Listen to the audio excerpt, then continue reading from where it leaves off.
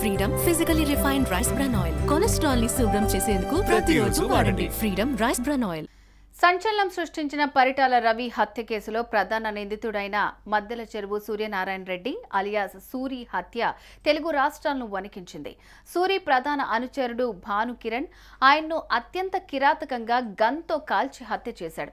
ఈ కేసులో భానుకిరణ్ కు ఇప్పటికే నాంపల్లి కోర్టు యావజ్జీవ కారాగార శిక్షను విధించింది. కాగా ఈ తీర్పును సవాల్ చేస్తూ హైకోర్టులో భానుకిరణ్ పిటిషన్ వేయగా అక్కడ కూడా చుక్కెదురైంది.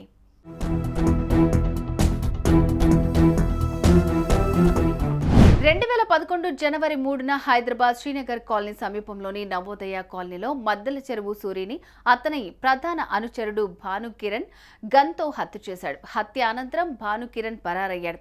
దాదాపు 14 నెలల తర్వాత అంటే 2012 ఏప్రిల్ 12న జహీరాబాద్లో పోలీసులకు చిక్కాడు. దీంతో భానుకిరణ్తో పాటు మరో 6గురిపై కేసు నమోదు చేసి అరెస్ట్ చేశారు పోలీసులు.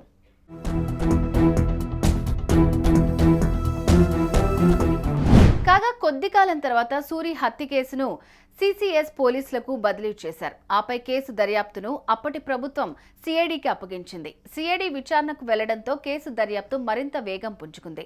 విచారణ చేపట్టిన సిఐడి దాదాపు 90 మంది సాక్షులను విచారించారు. విచారణ అనంతరం మద్దెల చెరువు సూరిని అనుచరుడు భానుకిరణ్ పాయింట్ బ్లాక్ లో కాల్చి చంపాడని సిఐడి తన ఛార్జ్షీట్లో పేర్కొంది.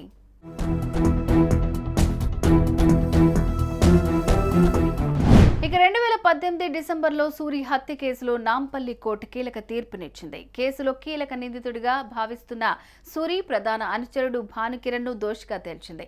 భానుకిరణ్ కు యావజ్జీవ శిక్ష 20,000 జరిమానా విధించింది.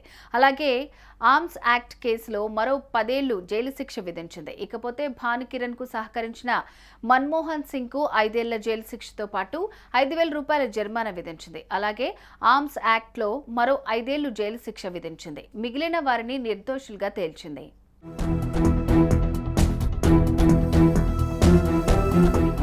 ఈ తీర్పును సవాల్ చేస్తూ భానుకిరణ్ ఈ ఏడాది హైకోర్టులో పిటిషన్ దాఖలు చేశాడు. తనకు హైకోర్టు బెయిల్ మంజూరు చేయాలని కోరారు.